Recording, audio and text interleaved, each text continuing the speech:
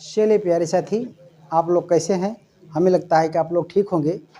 तो इस समय बरसात का मौसम भी चल रहा है, तो मैं कक्षा 10 के सिलेबस का संस्कृत गद्य भारती का चतुर्थ पाठ है, अर्थात चौथा पाठ विश्व कवि रविंद्र है, यानी विश्व के कवि रविंद्र जैसे पाठ को पढ़ाऊंगा। इसके पहले छात्रों 3 पाठ को पढ़ाया जा चुका है, जैसा कि कवि कुलगुरु कालिदास है, और उसके बाद उद्भिज परिषद है, और उसके बाद नैतिक मूल्यांकन जैसे गद्यांश के 3 पाठों को पढ़ाया जा चुका है, और चौथा पाठ यहाँ आज पढ़ाया जा रहा है। ठीक, तो देखिए गद्यांश की लाइन को देखते हैं छात्रों। आंग्ल वांग्मय काव्य धन शेक्सपियर इव, संस्कृत साहित्य कवि कुलगुरु कालिदास इव, हिंदी साहित्य महाकवि तुलसीदास इव, बंग साहित्य कवींद्रो रविंद्र केन अविदित स्यात्। ठीक, तो देखते हैं। आंग्ल वांग्मय, आंग्ल माने अंग्रेजी, वांग्मय ने साहित्य में, अंग्रेजी साहित्य में। आंग्ल माने होता है अंग्रेजी के, वांग्मय माने साहित्य में।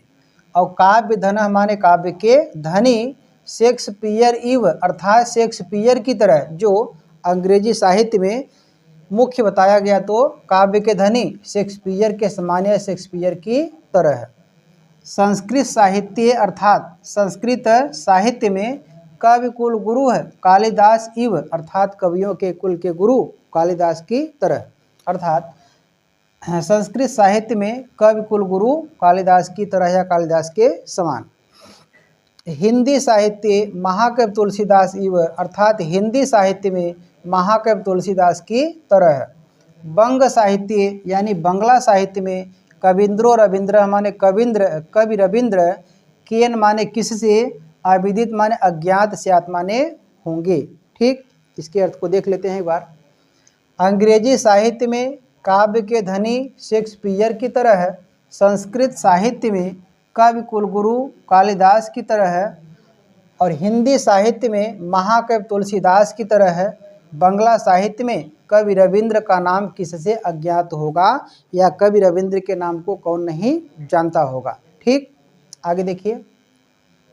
आधुनिक भारतीय शिल्पेषु रविंद्रस्य स्थानं महत्वपूर्णम् अस्ति इति सर्वैः ज्ञायत एव, अर्थात आधुनिक भारतीय शिल्पेषु, आधुनिक भारतीय कलाकारों में, आधुनिक भारतीय शिल्पेषु यानी आधुनिक भारतीय कलाकारों में रविंद्र से स्थानम अर्थात रविंद्र का स्थान महत्वपूर्णम अस्ति माने क्या है, महत्वपूर्ण है। ठीक, इति सर्वय है ऐसा सभी ज्ञायत एवं माने जानते ही हैं। कहने का मतलब यह है कि आधुनिक भारतीय कलाकारों में या शिल्पियों में रविंद्र का जो स्थान है वह बहुत ही महत्वपूर्ण है, ऐसा सभी लोग जानते ही हैं। ठीक, आगे देखते हैं। तस्य बहूनि योगदानानि पार्थक्येन वैशिष्ट्यम लभन्ते, तस्य माने उनके अर्थात विश्वकवि रविंद्र के, बहूनि माने बहुत से, अत्यधिक, योगदानानि माने योगदान, पार्थक्येन माने अलग से, पार्थक्येन का अर्थ हो जाएगा अलग से, वैशिष्ट्यम माने विशेषता को, लभन्ते माने प्राप्त करते हैं। ठीक, यह लभ धातु के आत्मनेपदी का प्रथम पुरुष का लट्लकार का बहुवचन रूप लिखा है, तो लभते लभेते लभन्ते अर्थात यहाँ हो जाएगा उनके अर्थात रविंद्रनाथ के बहुत से योगदान अलग से विशेषता प्राप्त करते हैं। ठीक, आगे देखते हैं। न केवलम आध्यात्मिक सांस्कृतिक क्षेत्रेषु तस्य नाम लोकेषु सुविदितम एवं सर्वैः, न केवलम माने न केवल आध्यात्मिक सांस्कृतिक क्षेत्रेषु यानी आध्यात्मिक सांस्कृतिक क्षेत्रों में, तस्य माने उनके अर्थात विश्वकवि रविंद्र का नाम लोकेश माने संसार में, सुविदितम एवं सर्व ऐसा सभी लोग भली भांति जानते ही हैं। देख लीजिए एक बार। न केवल आध्यात्मिक सांस्कृतिक क्षेत्रों में उनके नाम को संसार में सभी लोग भली भांति जानते हैं, ऐसा फिर से देखेंगे एक बार। न केवल आध्यात्मिक सांस्कृतिक क्षेत्रों में उनका नाम संसार में सभी लोग भली भांति जानते हैं। ठीक, तो सांस्कृतिक क्षेत्र अर्थात सांस्कृतिक क्षेत्र में देखते हैं कवि रविंद्र सांस्कृतिक क्षेत्र में कौन सा कार्य किए हैं, तो देखिए यहाँ पे लाइन लिखा है, संगीत विधासु नृत्य विधासु च स नूतनाम शैलीम प्राकटयत। संगीत विधास यानी संगीत के विधाओं में, संगीत के विभिन्न प्रकारों में या विधाओं में, नृत्य विधासु च और नृत्य के विधाओं में अर्थात नृत्य के प्रकारों में, स माने उन्होंने अर्थात विश्व कवि रविंद्र ने नूतनाम शैलीम प्राकट्यत नई शैली को प्रकट किया है या तो उसको दिखाया है। ठीक, संगीत के विधाओं में और नृत्य के विधाओं में उन्होंने नई शैली को प्रकट किया है ऐसा। और सा शैली रविंद्र संगीत नामना ख्याति में लभते। सा शैली माने वह शैली अर्थात जो नई शैली को विश्व कवि रविंद्र ने प्रकट किया है छात्रों, वह शैली रविंद्र संगीत नामना और रविंद्र संगीत के नाम से ख्याति में लभते माने प्रसिद्धि प्राप्त कर ली अर्थात प्रसिद्ध हो गई। ठीक, वह शैली रविंद्र संगीत के नाम से प्रसिद्धि प्राप्त कर लिया तो प्रसिद्ध हो गई। ठीक है, आगे देखते हैं। एवं नृत्य विधासु परंपरागत शैली अनुसरता अनेन शिल्पिना नवीन नृत्य शैली आविष्कृता। ठीक, एवं माने इस प्रकार, एवं का अर्थ हो जाएगा इस प्रकार से, नृत्य विधास मान नृत्य के विधाओं में या नृत्य के प्रकारों में, परंपरागत शैलीम यानी परंपरागत शैली के, परंपरागत शैलीम अर्थात परंपरागत शैली के अनुसरता माने अनुसार, अनेन माने इस, शिल्पिना माने कलाकार ने, कौन से कलाकार ने अर्थात विश्व कवि रविंद्र जैसे कलाकार ने, नवीना नृत्य शैली आविष्कृता माने नए नृत्य शैली का आविष्कार किया, उसका खोज किया है। ठीक है, देखते हैं एक बार इसके अर्थ को। इस प्रकार नृत्य के विधाओं में परंपरागत शैली के अनुसार इस कलाकार ने नए नृत्य शैली का आविष्कार किया है। तो हमें विश्वास है कि ऐसे इतने का जो है आप लोग को अर्थ आ गया होगा। तो आगे लाइन में देखते हैं क्या लिखा है।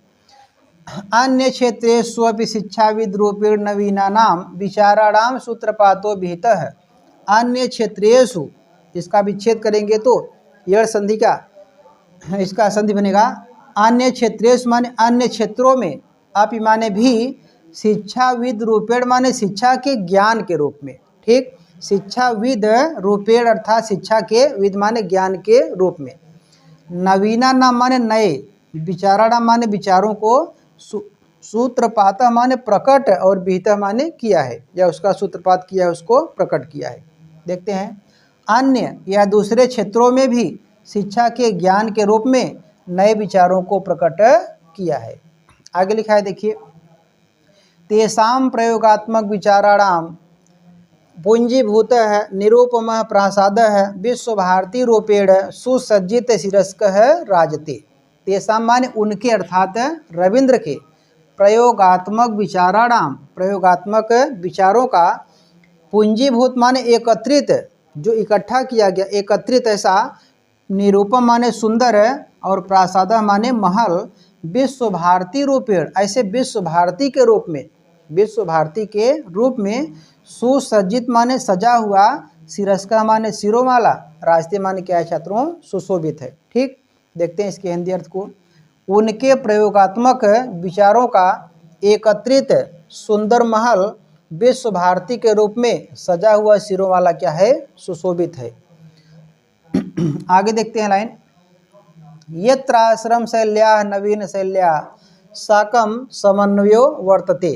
यत्र माने जहाँ, यत्र यह इसका अर्थ हो जाएगा जहाँ, आश्रम शैल्या माने आश्रम शैली का, नवीन शैल्या साकम नई शैली के साथ, एक सूत्र होता है सहयुक्तीय प्रधाने, इसका अर्थ हो जाएगा, चार शब्दों का यह होता है सह साकम समम सार्धम, ऐसे चारों शब्दों का अर्थ हो जाएगा साथ। तो यहाँ साकम माने हो जाएगा साथ, समन्वय माने मेल या समन्वय वर्तते माने है। देख लीजिए यहाँ से, जहाँ आश्रम शैली का नई शैली के साथ क्या है मेल है। दीना नाम दलित वर्गाणाम दशा सुधारक रूपेण सौ अस्माकम भारतीय नाम पुरः प्रस्तुतो अभवत।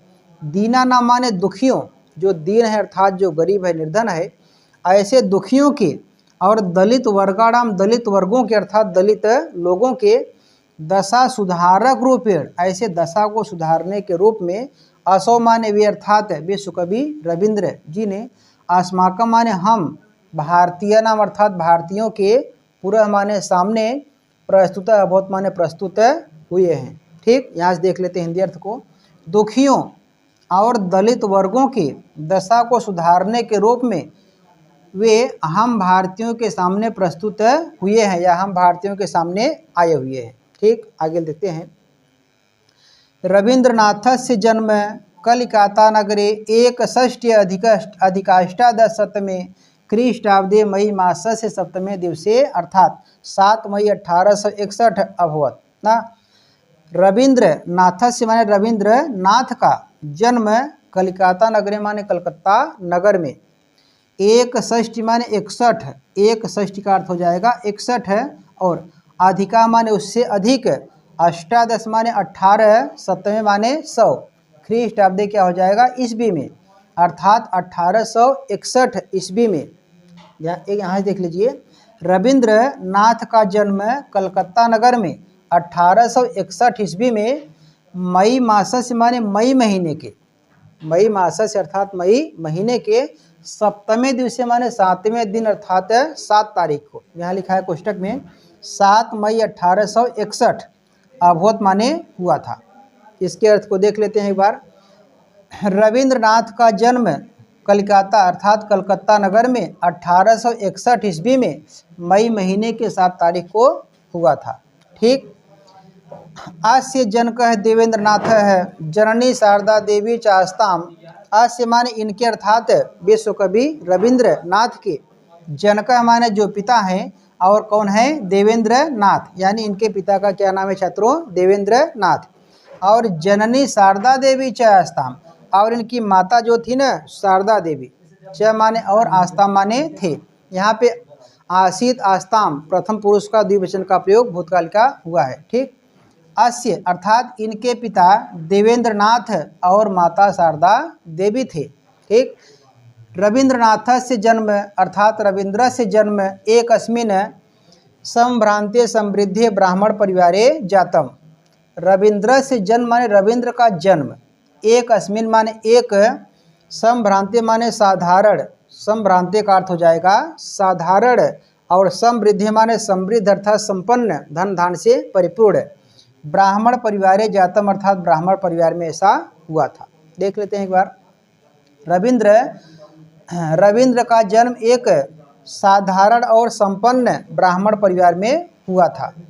ठीक है, इतनी बात समझ में आ गई होगी। आगे लाइन देखते हैं। यस्य सविधे अचला विशाला संपत्ति राशित, यस्य माने जिनके, सविधे माने पास में, जिनके अर्थात ऐसे पास में, अचला माने अचल जो चलाई न जा सके बहुत अधिक, विशाला माने बहुत विशाल अत्यधिक, संपत्ति माने संपत्ति आशित माने थी।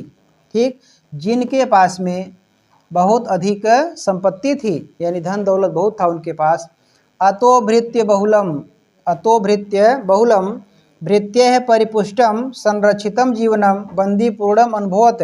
अतः माने इसीलिए, जब वो तो संधि का यहाँ प्रयोग करेंगे छात्रों, तो अतः है और भृत्य अर्थात इसीलिए, भृत्य बहुलम माने नौकर अधिक होने से, जिसके पास इतनी ढेर सारी संपत्ति हो, ऐसे इनके घर में जो है ना बहुत से जो है नौकर चाकर भी रहते हैं। तो यहाँ इसलिए अत्यधिक नौकर और या नौकरों की अधिकता, और भृत्य माने नौकरों द्वारा ही, परिपुष्ट माने पोषित होते हुए, संरक्षित माने सुरक्षित, जीवन माने जीवन को, बंदी पूर्णम अनुभवत अर्थात बंदी जैसा ऐसा अनुभव किया, यानी बंदी बंधन में रह कर के ऐसा अनुभव किया। एक बार इसके अर्थ को देख लेते हैं। इसलिए नौकरों की अधिकता होने से और नौकरों द्वारा पोषित होते हुए सुरक्षित जीवन बंदीपूर्ण जैसा अनुभव किया। ठीक, आगे लाइन देखते हैं। अतः स्वच्छंद विचरणाय क्रीडनाय सुलभ अवकाश है, न आसी तेन मन खिन्न अभवत। ठीक, अतः मान इसलिए, अतः का अर्थ हो जाएगा इसलिए, स्वच्छंद विचरणाय माने इच्छानुसार घूमने के लिए, स्वच्छंद माने स्वतंत्र होकर के, विचरणाय माने विचरण करने के लिए अर्थात घूमने के लिए, क्रीडनाय माने हो जाएगा खेलने के लिए, सुलभ माने अच्छा, अवकाश माने अवसर या समय, न आसीत नहीं था, तेन माने इसीलिए उनका मन क्या हुआ था, खिन्नम एवं आस्त माने दुखी रहता था। एक बालक के लिए स्वच्छंद इच्छानुसार खेलने का अवसर मिलना चाहिए। और वही विश्व कवि रविंद्र के पास नहीं था, क्योंकि ऐसे धन दौलत वाले उनके पिता जो है इतने धन दौलत वाले थे, इसलिए नौकर चाकर की वहाँ व्यवस्था की गई थी, तो उनकी देखरेख नौकर चाकर के देखरेख में था। तो इसलिए नौकर अधिक होने से और नौकरों द्वारा ही पोषित होते हुए सुरक्षित जीवन बंदी जैसा अनुभव किया। इसलिए इच्छानुसार घूमने के लिए, खेलने के लिए अच्छा अवसर उनको नहीं मिलता था, इसीलिए उनका मन जो है दुखी रहता था। ठीक है, आगे लाइन देखते हैं। वैभवशाली भवनस्य पृष्ठभागे एकम कमनीयम सरह आसीत। वैभवशाली भवनस्य, आलीशान भवन, ऐसा सुंदर भवन जिनके पास अत्यधिक संपत्ति हो, धन दौलत से परिपूर्ण हो छात्रों, ऐसे लोगों का, बड़े लोगों का जो भवन होता है ना, वैभवशाली माने बहुत ही आलीशान, बहुत सुंदर घर होता है।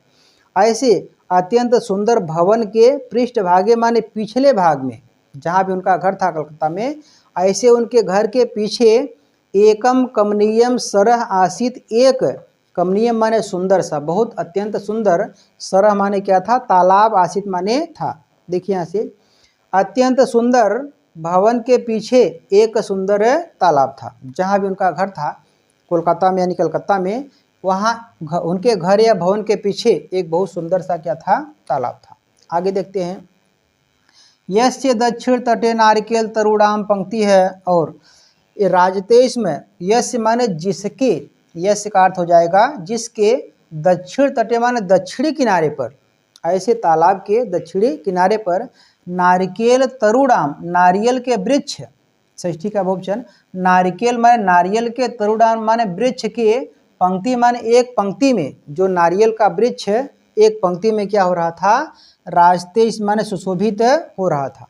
तालाब के दक्षिणी किनारे पर, यहाँ देखिए, जिसके दक्षिणी किनारे पर नारियल के वृक्ष एक पंक्ति में ऐसा सुशोभित हो रहे थे, या तो अच्छे लग रहे थे। ठीक, आगे देखते हैं। पूर्व अस्मिन तटे जटिल तपस्वी इव महान जीर्ण पुरातन एक वट वृक्षो अनेक शाखा संपन्नो अंतरिक्ष परिमातोमिव समुद्यत आसीत।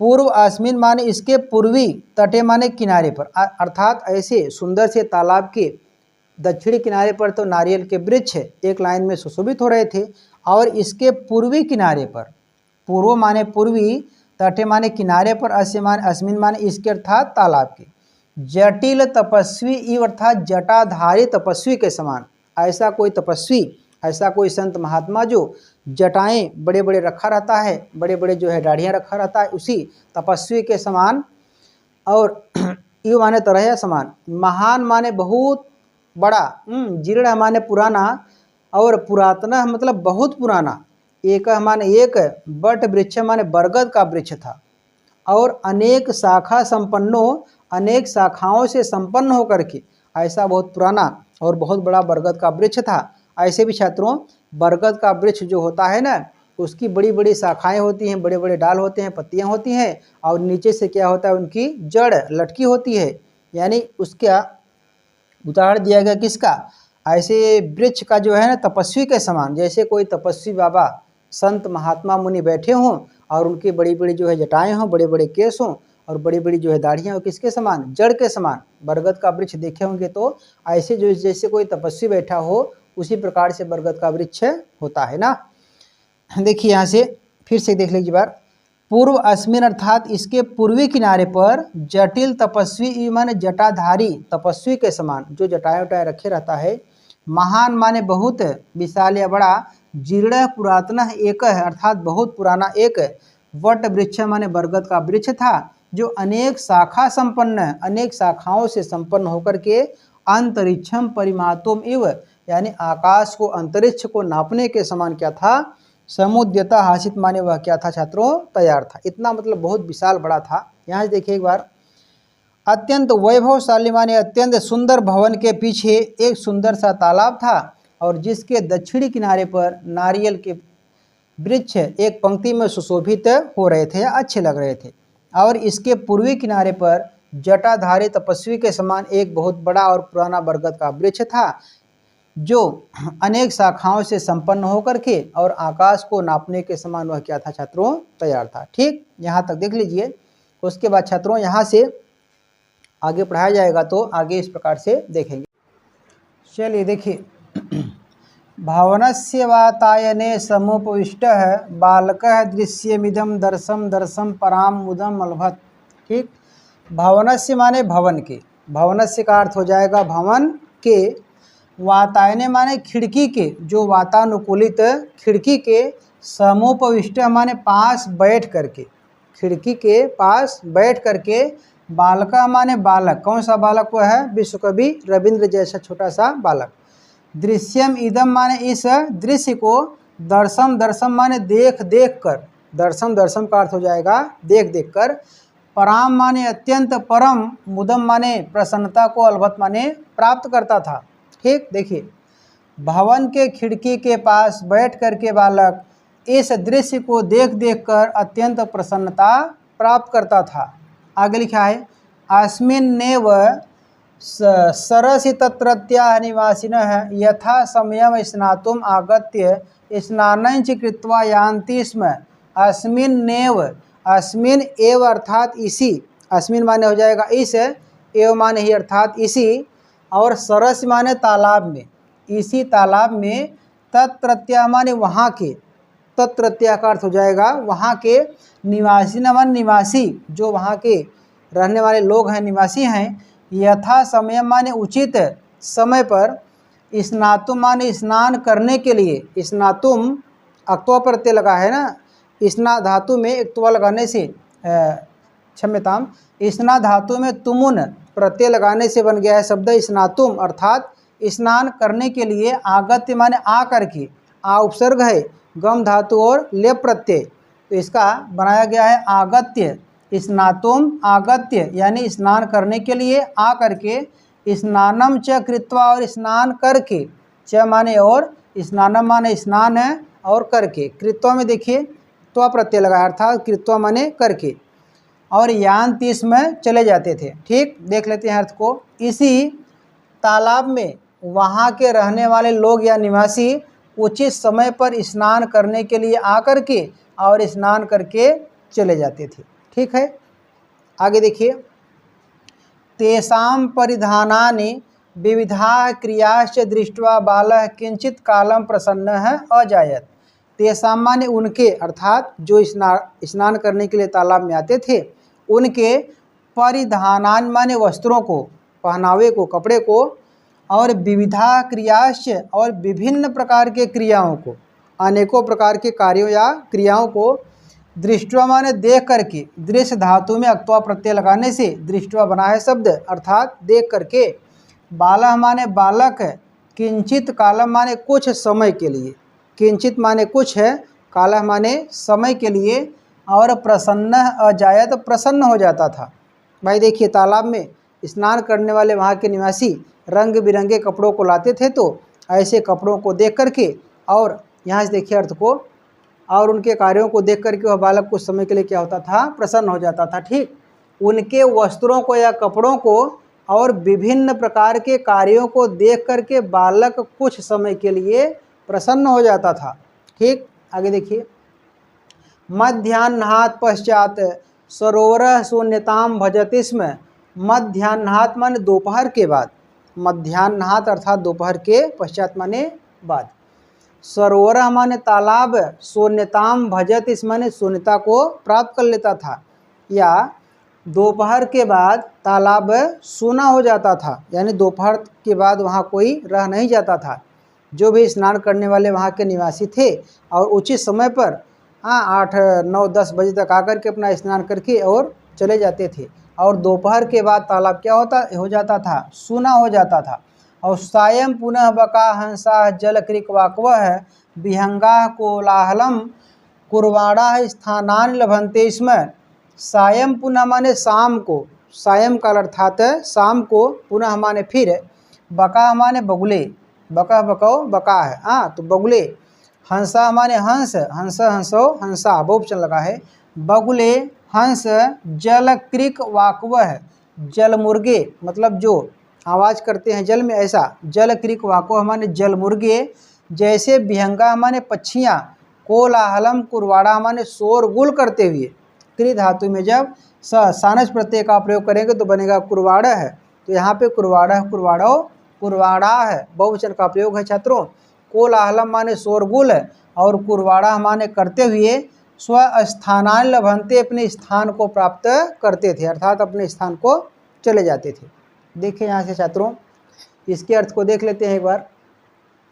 यहाँ से देखिए, दोपहर के बाद तालाब सूना हो जाता था और शाम को फिर बगुले, हंस और जलमुर्गे जैसे पक्षियाँ शोरगुल करते हुए अपने स्थान को प्राप्त करते थे। ठीक, आगे देखिए, तस्मिन काले इदम एव कम्रम सरह बालकस्य मनोरंजनम अकरोत।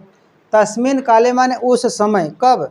जब शाम के समय, शाम को ऐसे बगुले, हंस, जलमुर्गे शोरगुल करते हुए पक्षियाँ अपने स्थान को जाते थे, अपने घोंसले की ओर जाते थे। तब इदम एव कम्रम, यही सुंदर तालाब, इदम एव माने यही, कम्रम माने सुंदर, सरह माने तालाब, बालकस्य माने बालक का, मनोरंजनम अकरोत माने मनोरंजन करता था।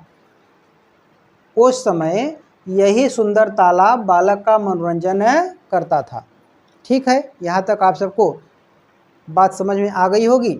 अब देखते हैं विश्व कवि रविंद्र की जो शिक्षा है, शिक्षा कहाँ से प्राप्त किए, कैसे पढ़ाई किए, उसके विषय में हम सभी लोग पढ़ेंगे। तो देखिए छात्रों, देखते हैं शिक्षा। रविन्द्रस्य प्राथमिकी शिक्षा गृहे एव जाता, शिक्षणम बंग भाषायाम प्रारभत। ठीक, रविन्द्रस्य माने रविंद्र की, प्राथमिकी शिक्षा माने पहली शिक्षा, जो प्राथमिक यानी पहली शिक्षा होती है वह शिक्षा गृहे एव जाता माने घर पर ही हुई। रविंद्र की प्राथमिकी माने पहली शिक्षा घर पर ही हुई, जाता माने हुई। शिक्षणम बंग भाषायाम प्रारभत, और शिक्षा या शिक्षण बंगला भाषा में प्रारंभ किया। विश्व कवि रविंद्र ने जो भी अपनी शिक्षा को प्रारंभ किया था वह बंगला भाषा में ही प्रारंभ किया था, शुरुआत किया था। ठीक, प्रारंभिकम विज्ञानम संस्कृतम गणितम इति त्रयो पाठ विषया भुवन। प्रारंभिकम विज्ञानम माने प्रारंभिक विज्ञान, यहाँ विषयों का नाम है। प्रारंभिकम विज्ञानम माने प्रारंभिक विज्ञान, संस्कृतम माने संस्कृत, गणितम माने गणित, इति त्रयो माने ये तीनों, पाठ्य विषय माने पढ़ने के विषय, अभुवन माने हुए थे। ठीक, प्रारंभिक विज्ञान, संस्कृत और गणित ये तीनों पढ़ने के विषय थे। किनके? ऐसे विश्व कवि रविंद्र के, जो पढ़ने के विषय शुरू में हुए। तो यहाँ तीन विषयों का नाम दिया था, प्रारंभिक विज्ञान, संस्कृत और गणित, ये तीनों पढ़ने के विषय थे। प्रारंभिक गृह शिक्षायाम समाप्तायाम बालकः उत्तर कलिकाता नगर से ओरिएंटल सेमिनार विद्यालय प्रवेशम अलभत।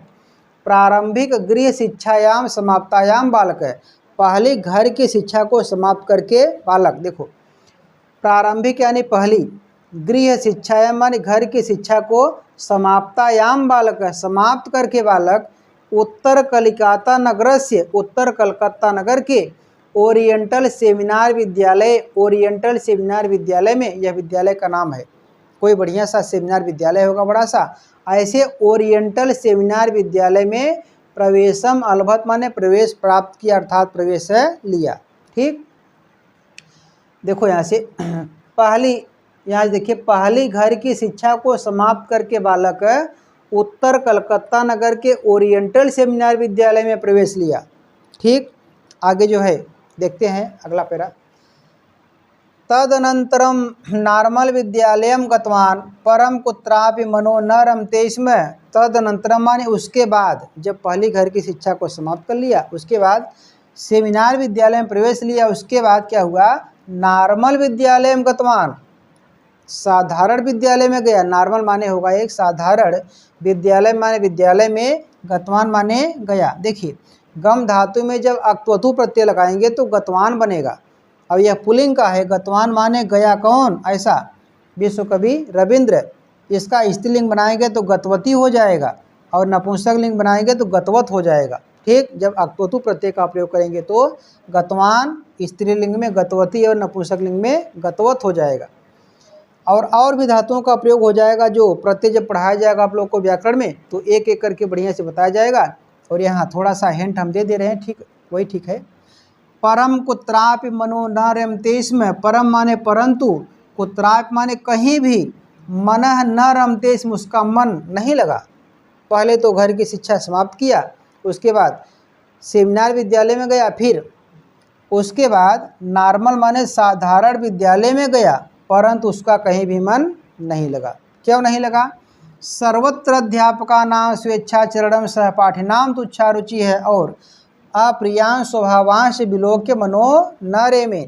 सर्वत्र माने सभी जगह, माने जहाँ जहाँ विद्यालय में, जिस जिस विद्यालय में जाता, चाहे वह नॉर्मल विद्यालय हो चाहे तो सेमिनार विद्यालय हो ना, सर्वत्र माने सब जगह हैं, अध्यापकानां स्वेच्छाचरणम, अध्यापकों के इच्छानुसार आचरण, अध्यापकों के इच्छानुसार आचरण, और सहपाठिनां तुच्छा रुचि है, सहपाठियों की तुच्छ रुचि, और अप्रियान स्वभावांश, अप्रिय स्वभाव को, विलोक के माने देख करके, मन न रेमे मन नहीं लगा।